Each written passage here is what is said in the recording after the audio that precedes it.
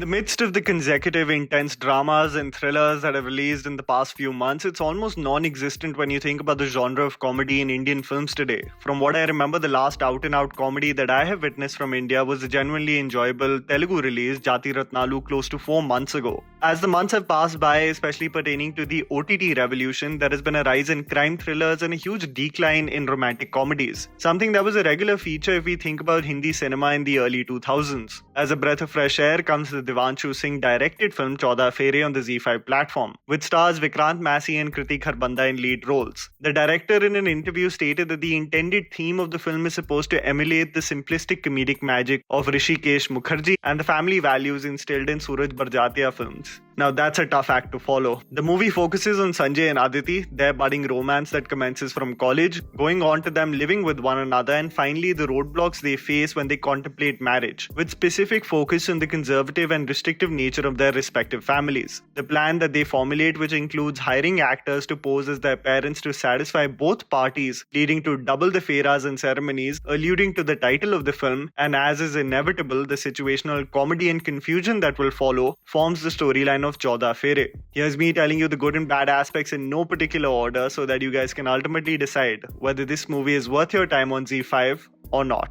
The writing in its first half. I understand the expectations one should have while going for such a film. I'm not expecting to be blown away by the storyline or expect something revolutionary. I know that the film is intended for audiences to have a fun experience, nothing more and nothing less. So where I will give credit to the film is that it is surprisingly light-hearted and breezy in its first half. This is pertaining to the interaction between the two main characters, dealing with their own family members, and especially the self-obsessed bubble in which actors live and thrive. There is a natural aura in the chemistry between both the characters and how their romance commences from college. Even though the constant use of movie references in conversations is getting a tad bit old, it was refreshing to see an organic development of a relationship in Hindi cinema. The problematic conversations in living rooms while arranged marriages are being planned. In a hilarious way, a father demands for dowry, stating that 25 lakh or Swift ko desire badal dijiye or shaadi pakki, or another father stating job hai par chhodwa denge agar tumhe pasand nahi hai. The film takes several grave and problematic social issues and tackles them with a comedic lens. Probably the most hilarious has to be the acting process of Jameel Khan and Gauhar Khan, who assume the world to be their stage and improvise every situation to get their foot into the door while pretending to be each one's parents. The artistic journey of seeking for layers, nuance, and relevance in their roles just reminded me of a catalogue of buzzwords from my reviews.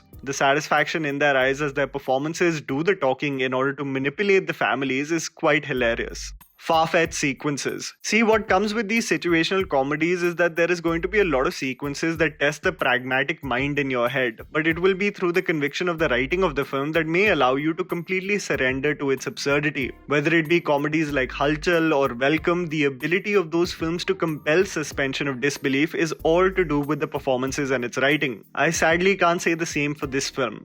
So for me, the plan to execute these two weddings, especially with context to how everyone in this office is so villa that they are ready to pack their bags whenever these two main characters deem fit, just did not sit right with me. To top even that, they probably have the coolest boss known to man, who is not only okay with their relationship, already a conflict of interest, but partakes in this huge charade as well, as if he doesn't have a company to take care of, and wouldn't internally believe both these employees are a pain in the ass.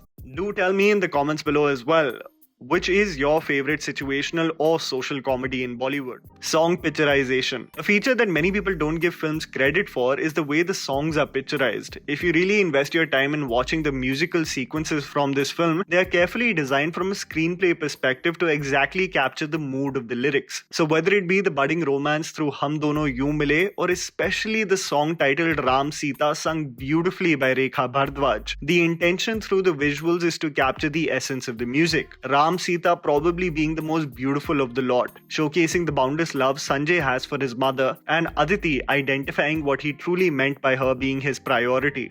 Excessive use of background music. This is another case of comedy films not being convinced that their writing is enough to generate laughs for audiences. There is such an excessive use of the background music to assist all the gags in this film that it actually disheartens you, because at least the first half of the movie was genuinely funny. You actually see the background music get ramped up in its second half, so much so that it's quite reflective of the dwindling faith that the creators have of the storyline as it progressed from the light-hearted and breezy to just bizarre and confusing. In simpler terms, हमें पता है कि punchline दे रहे हो, sound effect की जरूरत नहीं है, इससे अच्छा तो लाफ ट्रैक ही डाल दो गैग के बाद. The cast. I don't think anyone will debate with you about the talent of the cast and how they probably execute as much as they can with respect to the written material provided to them. Even though I fear that Vikrant Massey might be on the journey to get typecast in these romantic comedies, which are becoming basically versions of the same, just because he is a dependable actor, it's tough to see him convince us of a rather mediocre project. Irrespective of my preemptive fear of the actor going on a path I honestly don't want to see, more power to him for still showcasing sincerity and conviction with the role of Sanjay. Kriti Kharbanda lends great support in the film as well, and I genuinely feel she is much more talented than she is given credit for. It's just that rather than projects like Houseful 4 and Pagalpanti, we would like to see her more in projects like Shaadi Mein Zaroor Aana and Tesh that emotionally challenge her. In the supporting cast, Priyanshu Singh as Chotu and Yamini Das as Sanjay's mother are phenomenal. I have to say though that the most enjoyable performances are that of Jameel Khan and Gauhar Khan in the film. While Jameel Khan showcases why he's considered to be such a veteran, it was Gauhar who seemed to be having the most fun in the role of Zubina. The Vidai sequence where Gauhar overacts definitely left me in splits, probably having the funniest moments in the film, and proves yet again that she is more than capable of pulling off a lead role in a film that demands more from an actress that is undeniably talented.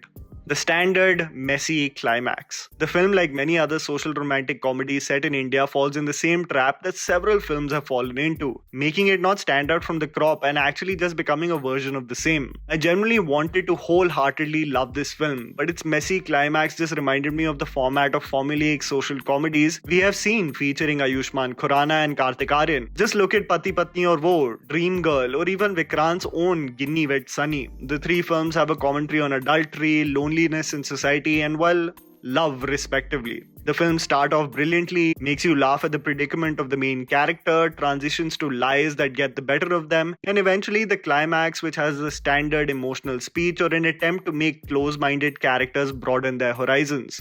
Chauda Fere tries to inculcate the idea of the ramifications on children due to conservative mindsets of parents that are willing to forgive children for murder but not marrying outside their caste. But it eventually reaches such a weak conclusion that it just becomes a version of the commercial rom-coms we have seen previously. I'll conclude by saying exactly what I said when I saw Massey's last commercial rom-com, that this will get lost in the catalogue of the innumerable breezy, carefree rom-coms you will find on various platforms. It is one of those films you click on a lazy afternoon when you don't want to ponder over much. I actually fear Vikrant in the commercial space because he is one of my favorite actors, and I hope this doesn't compel him to sign many other films that get easily forgotten because his talent deserves just a better canvas. And that was the video, guys. Write down in the comments below what you thought about the movie. Please don't forget to follow me on Instagram. The handle's right in front of you. Follow me at JammyPants4. Also, please support us by smashing the like button and subscribing to our channel for weekly content ahead. Thank you for watching.